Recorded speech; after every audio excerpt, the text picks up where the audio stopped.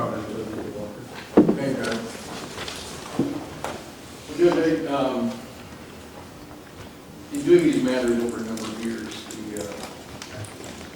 it always has a tendency to split families up, make people go to one side or the other. It's very common. This case is certainly no exception. And speaking for Mr. West, he maintains his innocence in this case. I am his attorney. That is my position, so I want to preface what I'm going to say with that as a background. There is a tendency to characterize a person forevermore as the person who was found to have done by a jury the worst thing that he could have done. But that is not all Mr. West is. He led a life of many years of responding to calls at all hours of the night. He helped thousands of people overcome acute illnesses and injuries.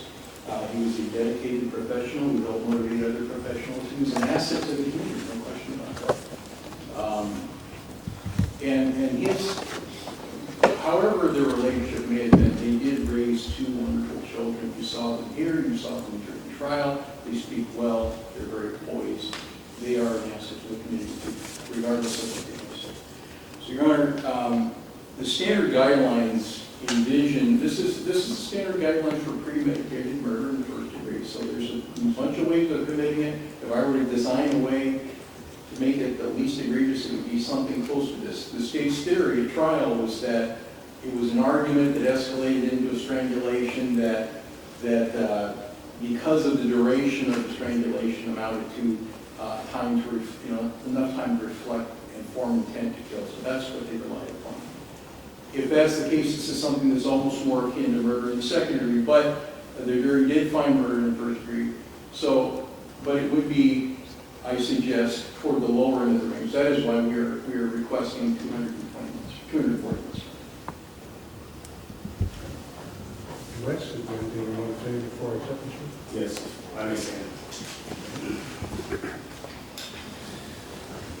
Your Honor, Your Honor, ladies and gentlemen, thank you for taking time for your day to be here. On January 8th, 2024, we lost Marcy. She was a daughter, a sister, cousin, an aunt, wife, a mother, and a friend to many.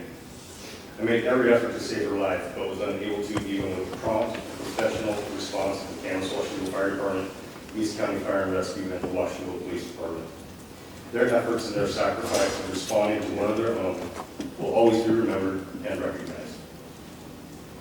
To Peggy, Marcy's mother, I loved you as a son. Marcy and I cared for you when you were ill in our home, where you witnessed how Marcy and I worked as a team, along with my kindness and gentle nature. I would care for you the same way today. I have known you just as you have known me, ever since the day I took you to dinner expressing how much I love your daughter and my desire to marry her. I am truly sorry for having an affair. I know that it was wrong, and I should have waited for the divorce to be final. For that, I am deeply sorry. However, that was my only wrongdoing. You have known me long enough that I'm not capable of such hate as to harm anyone in any way. Peggy, I am so deeply sorry for your loss. To Jim, Marcy's brother, and Tasha, Marcy's sister-in-law, over the course of our marriage, we were only able to meet and spend time together 5 or 6 times. You both always showed kindness to me, and similarly, I always welcomed your family with love and generosity, just as I would today. I love both of your kids, and I always will. You trusted me with them, and I made every effort to create special memories between them and I. I offer you all a true apology for my indiscretion over having an affair. Again, my only wrongdoing. To the Kansas-Washington Fire Department, I'm truly sorry for allowing my work ethic to decline. Throughout my career, I have never allowed my work ethic to falter. Those I worked with knew my heart and how much I loved the work and those I responded with. I've spent my entire adult life serving the public, co-workers I considered family, and was so incredibly proud of what I had achieved and the achievements of those I mentored. I will never get over the loss of my career and those I had the privilege to respond with. In conclusion, a mockery has been made of my wife's passing. She would be mortified at what has been displayed of her. My heart goes out to all of her friends and family who had to endure this very difficult time as well. Marcy was a loving wife in her own special way. We shared many good times and difficult ones as well. She was an extremely loving and dedicated mother who worked tirelessly in every aspect of our kids' lives. Throughout this social media frenzy of lies and hate, local and national news coverage, the most important thing that has been lost is celebrating Marcy's life and restoring her memory. We must all tell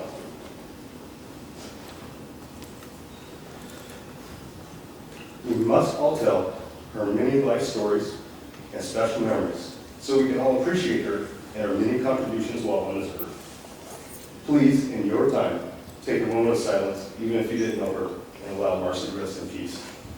Thank you. Well, the court had the opportunity to sit through the trial and review the evidence in the case, and I've heard the statements related to the state's recommendations and to Mr. West. I'm not here, and I would not fault the jury concerning their verdict. They found him guilty of first-degree murder, and I'm to sentence him accordingly.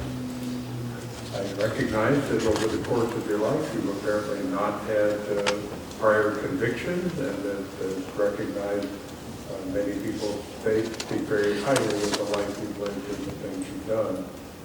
That always makes it more difficult for the court to understand how a person with a life of that nature turns down a path that ultimately leads to the death of another human being. 280 months is the presumptive sentence. I balance against that your lack of criminal history and the good things you've done.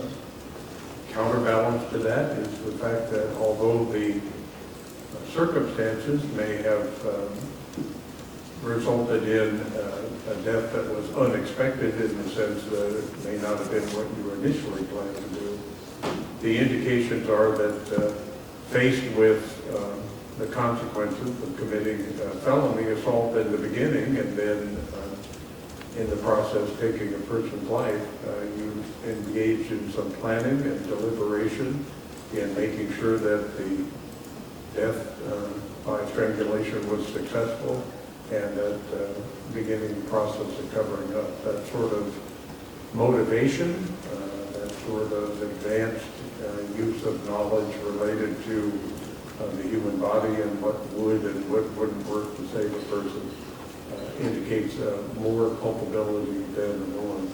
Don't misunderstand me. A person has the right to enter a plea of not guilty and fully contest charges, and I never impose a sentence based upon whether or not they chose to plead guilty or go to trial. But the jury has found, and I concur with their finding, that in this case, your explanations don't make any sense. The only thing that makes sense is that you deliberately killed the victim in this case and ripped your family apart and created a great tragedy for a vast number of people as a result. So 300 months will be the sentence of the court. You can give them credit for any time you served. You'll be on community custody for the maximum period following that.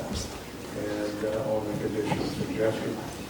Because of the length of your incarceration, I don't know your financial circumstances otherwise, but you're indicating that restitution will be set in an amount to be determined, unless you have a figure at this time. Amen. With regard to other legal financial obligations, the defendant contending that he's innocent. He is, Your Honor. He was at one point deemed so by the Office of Public Defense, and I'll be addressing that with a motion to the court later. But we would ask the court to find Mr. West he is Based on that, then, and the length of your incarceration and other circumstances, I don't impose any other legal financial obligations. thank you. Are you requesting a no contact order with any member of the victim's family? I don't know that that has been requested.